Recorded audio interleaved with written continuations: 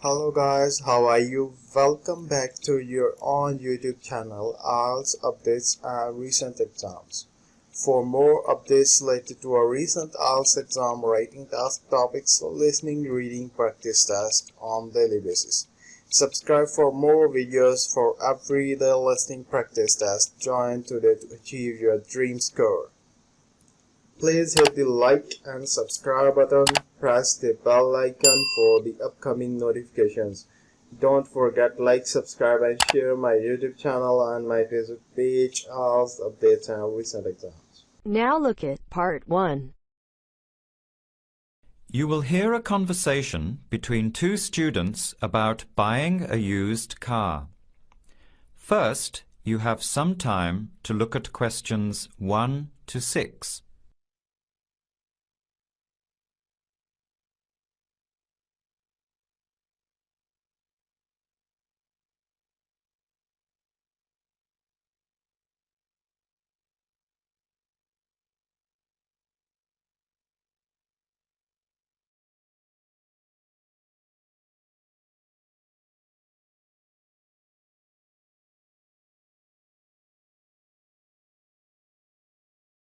Answer the questions as you listen. You will not hear the recording a second time. Listen carefully to the conversation and answer questions 1 to 6.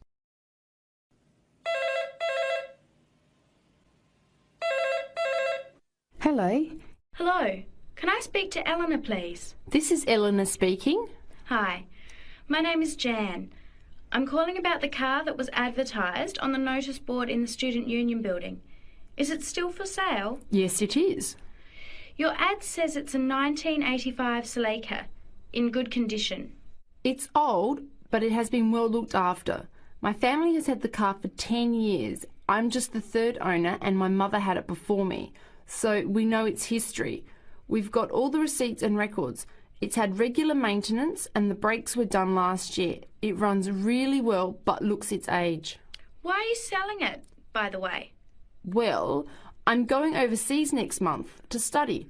I'll be away for at least 2 years, so I have to sell it.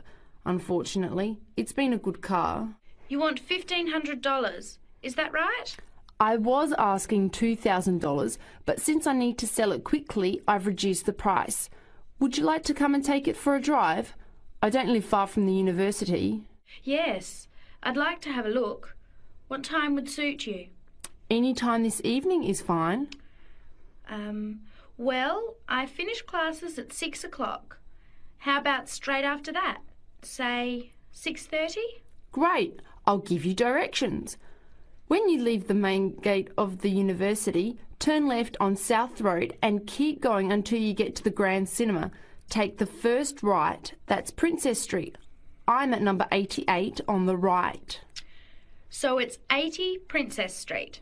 No, it's 88 Princess Street and the suburb is Parkwood. You'll see the car parked in front. It's the red one with the for sale sign on it. Okay, thanks Eleanor. I'll see you later. Bye. Before you hear the rest of the conversation, you have some time to look at questions 7 to 10.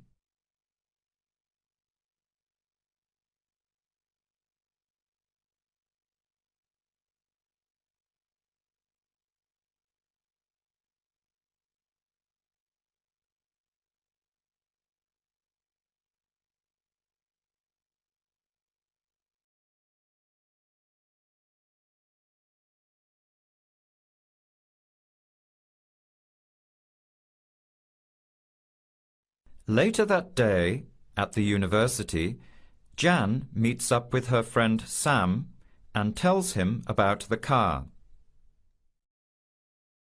Hi Sam, Hey Jan, what's happening? I'm glad I ran into you. I've decided I have to get a car. You're going to buy a car? Do you really need one? I'd probably still be driving except that my car broke down last year. Instead of getting another one, I just moved closer to the university and went back to riding a bike.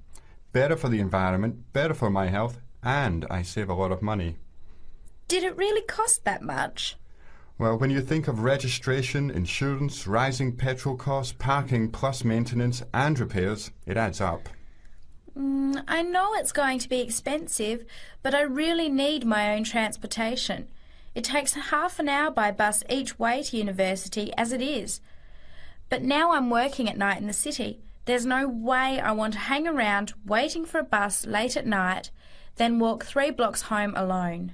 Hey, I think you've got a point there. So what kind of car are you looking at? It's an 85 Celica, same kind as I used to have. The owner's asking $1,500. That's pretty old. How many kilometres has it done? You know, I forgot to ask. I'll have to check tonight when I go to see it. Would you be able to come with me to have a look? At about 6:30? Sure, I'll come, but I don't know a lot about cars. I do know one thing, though. I wouldn't buy an old car without having a mechanic look at it first. That's a good idea. But won't it cost a lot? Not really. You can get a check done through the Automobile Association for $80, and it comes with a report on the condition of the car. It can save you a lot of money in the long run. I'll keep that in mind. So we have to get to Parkwood at 6:30. Do you want to take the bus? It goes straight down South Road every 15 minutes. Or maybe we could walk. I don't think it's that far. Actually, I could borrow my roommate's motorbike for an hour or so. He's working all evening in the library. Do you think he'd mind? No way. He owes me a favour or two. Okay, great. See you at 6, outside the student centre. That is the end of part 1. You now have half a minute to check your answers.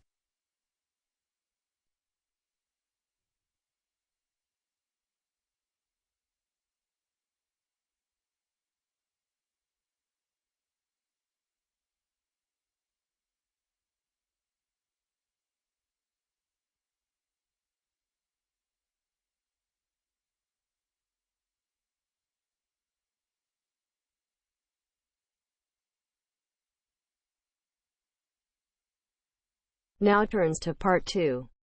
Part 2.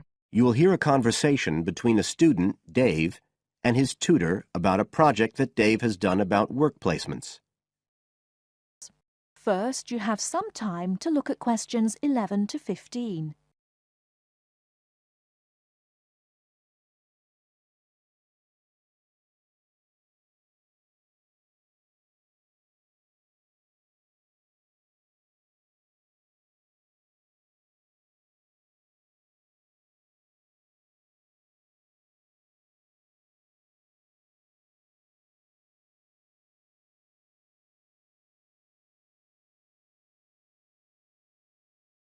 Now, listen carefully and answer questions 11 to 15. Good afternoon, Dave. Come on in and take a seat. Hi, Dr. Green. Thanks. Oh, hang on a minute. I'll just find the first draft of your project paper, and we can have a look at it together. Now, yours is the one on work placement, isn't it? Yeah, that's right. So what made you choose that for your project? Well, I suppose it was because sending students off to various companies for work experience seems to be such a typical part of educational courses these days.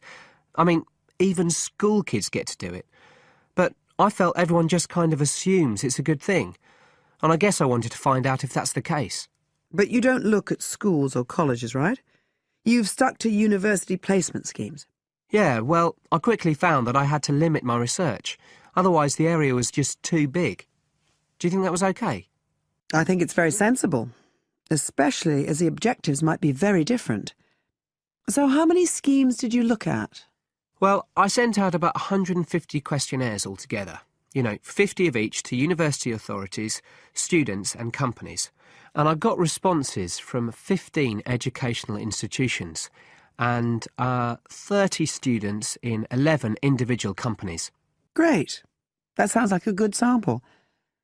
And who did you send your company questionnaires to? Well, the idea was to have them done by the students' line managers. But sometimes they were filled in by the human resources manager or even the owner of the company. Right. I didn't find a full list anywhere, so I think it's very important to provide that, really. You can put it as an appendix at the back. Right. I've got a record of all the respondents, so that'll be easy. I hope other things were okay. I mean, I've already put such a lot of work into this project, identifying the companies and so on. Oh, I can tell. I think you've done a good job overall.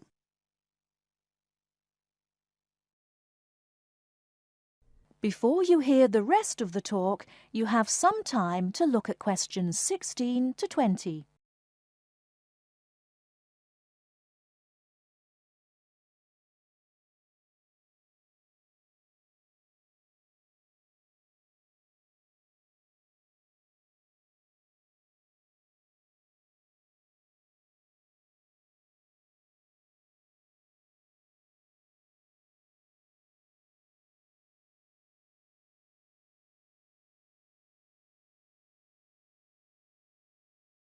Now listen and answer questions 16 to 20.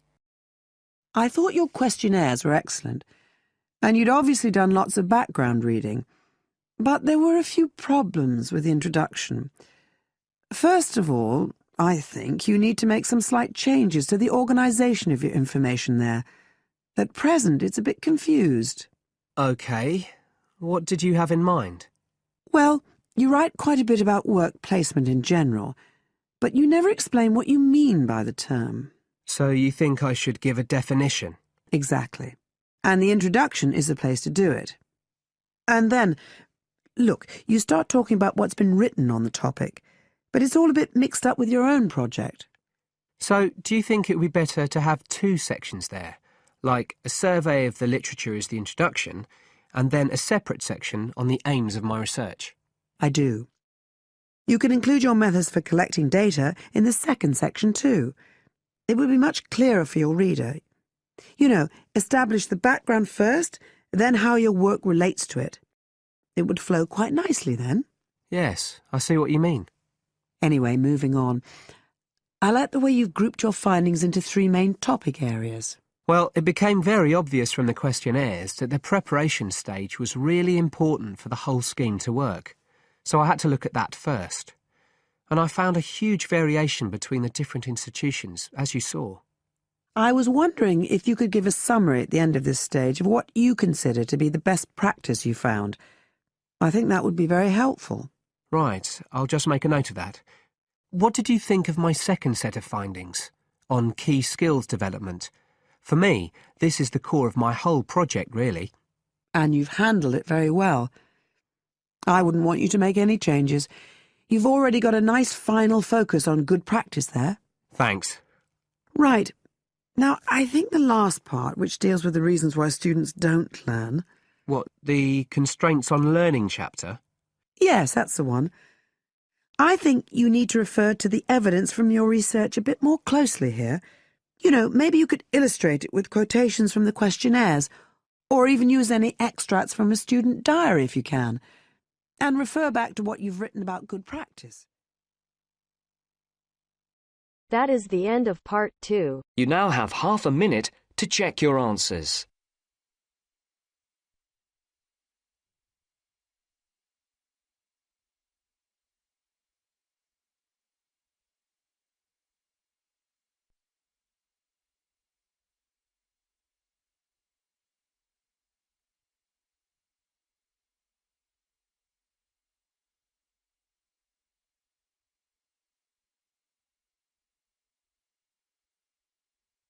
Now turns to part 3.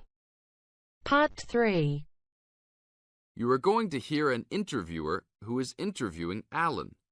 He made a great discovery of Mungo National Park. First, you have some time to look at questions 21 to 25.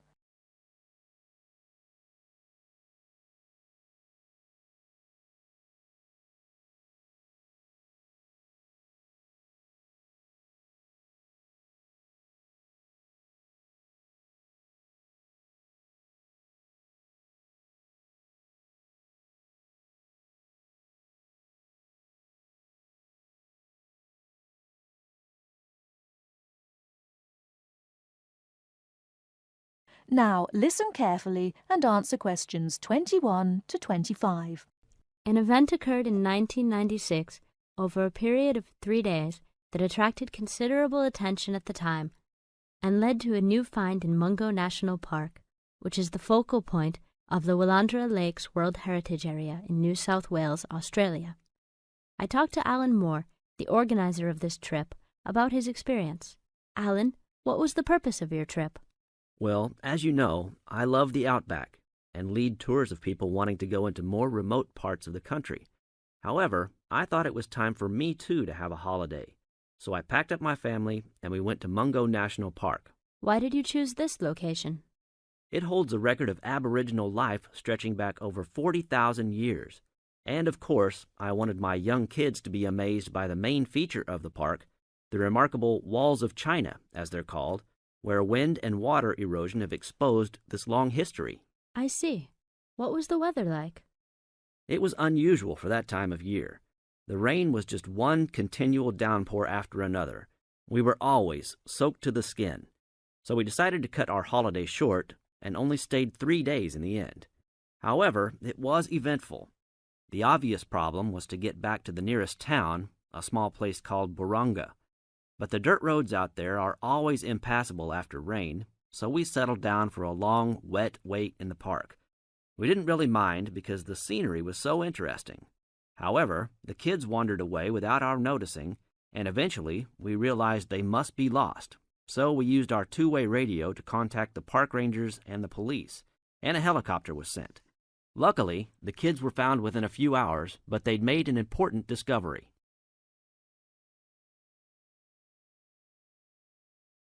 Before you hear the rest of the talk, you have some time to look at questions 26 to 30.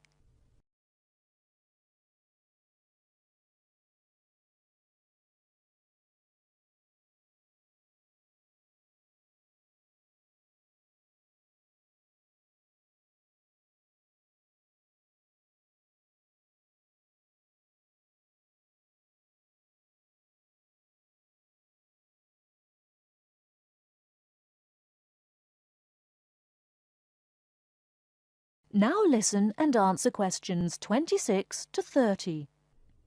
So, the trip was also eventful for another reason, wasn't it? Yes. They led us to some ancient Aboriginal art. The kids had taken shelter in a very small, low cave that was difficult to see from the outside. We were lucky to have another family camping in our location. When they heard us calling the kids, they immediately helped us search for them, and as the hours went by, they also provided us with much-needed support and encouragement. We really appreciated their help, and as we were already soaked through after looking for the kids for a couple of hours, they even made sure we had enough dry clothes to wear. The park ranger managed to get through to us to lead the search, and when the helicopter pilot notified us by two-way radio that he'd seen the children but was unable to land nearby, we were able to eventually find them very excited about what was in their little cave. And what did you think of their cave? Well, after squeezing in, I must say I was impressed, and managed to take a few photos of it before we left. There were many faint markings and dots on the wall. It was difficult to tell what they represented because they were so small, but people from the museum who have since visited there said the markings were similar to some other findings in the area, and later confirmed they were very old. Although it's now a protected site, the children like to call it their cave, and are allowed to visit it when a ranger can go with them. Thank you, Alan. If you go to Mungo National Park, you can see the entrance to the cave and some of Alan's photos at the ranger's station. Alan continues to lead tour groups in the outback, and if you want further information... That is the end of part 3. You now have half a minute to check your answers.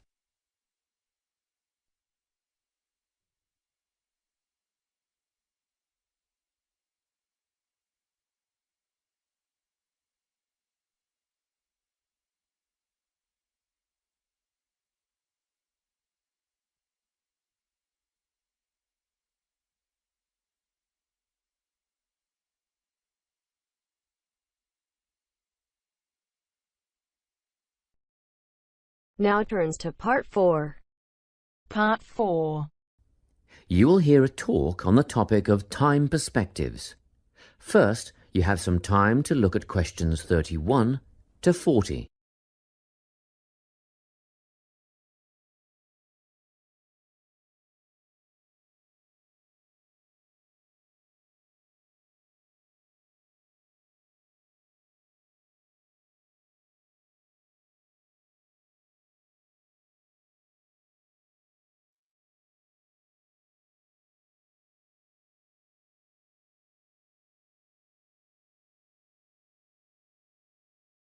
Listen carefully and answer questions 31 to 40.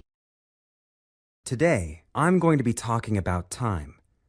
Specifically, I'll be looking at how people think about time and how these time perspectives structure our lives.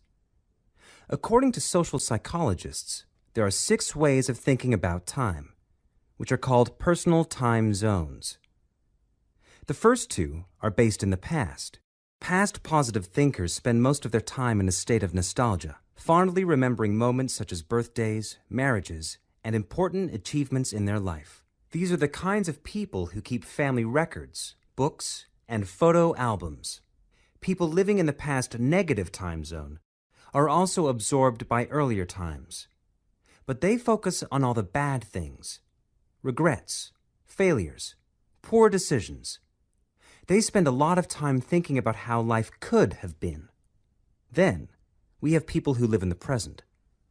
Present hedonists are driven by pleasure and immediate sensation. Their life motto is to have a good time and avoid pain.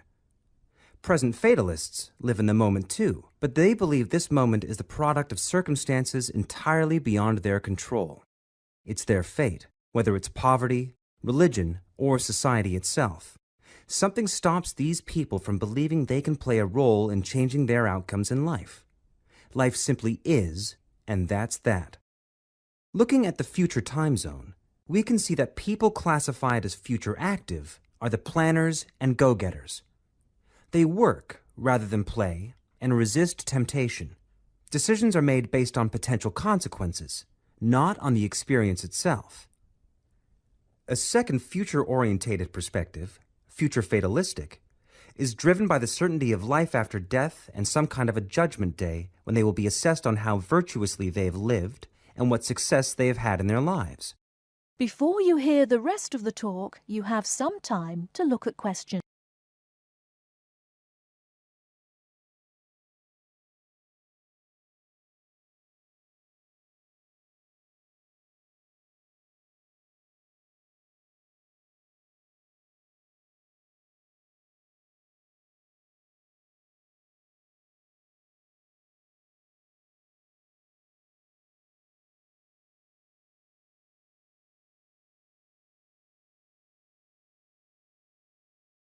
Now listen and answer questions.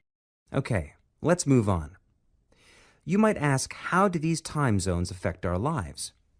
Well, let's start at the beginning. Everyone is brought into this world as a present hedonist. No exceptions. Our initial needs and demands, to be warm, secure, fed, and watered, all stem from the present moment. But things change when we enter formal education. We're taught to stop existing in the moment and to begin thinking about future outcomes. But did you know that every 9 seconds a child in the USA drops out of school? For boys, the rate is much higher than for girls. We could easily say, well, boys just aren't as bright as girls. But the evidence doesn't support this. A recent study states that boys in America, by the age of 21, have spent 10,000 hours playing video games. The research suggests that they'll never fit in the traditional classroom because these boys require a situation where they have the ability to manage their own learning environment. Now, let's look at the way we do prevention education. All prevention education is aimed at a future time zone. We say, don't smoke or you'll get cancer. Get good grades or you won't get a good job. But with present-orientated kids, that just doesn't work. Although they understand the potentially negative consequences of their actions, they persist with the behavior because they're not living for the future. They're in the moment right now. We can't use logic, and it's no use reminding them of potential fallout from their decisions or previous errors of judgment. We've got to get in their minds just as they're about to make a choice. Time perspectives make a big difference in how we value and use our time. When Americans are asked how busy they are, the vast majority report being busier than ever before. They admit to sacrificing their relationships, personal time, and a good night's sleep for their success. 20 years ago, 60% of Americans had sit-down dinners with their families, and now only 20% do. But when they're asked what they would do with an 8-day week, they say, oh, that'd be great. They would spend that time laboring away to achieve more. They're constantly trying to get ahead, to get toward a future point of happiness. So, it's really important to be aware of how other people think about time. We tend to think, oh, that person's really irresponsible, or that guy's power hungry. But often, what we're looking at is not fundamental differences of personality, but really just different ways of thinking about time. Seeing these conflicts as differences in time perspective, rather than distinctions of character, can facilitate more effective cooperation between people and get the most out of each person's individual strengths. That is the end of part 4. You now have half a minute to check your answers. Thanks for listening. God bless you all. Don't forget like, subscribe and share my YouTube channel and my Facebook page, IELTS Updates and Recent Exam. For everyday listening practice test, for more material visit my website www.ieltsupdatesandrecentexams.com. The link is also given below in the description. Please write your score below the comment section. And please like and subscribe my channel for more IELTS listening practice tests on daily basis. Again, thanks for listening. God bless you all.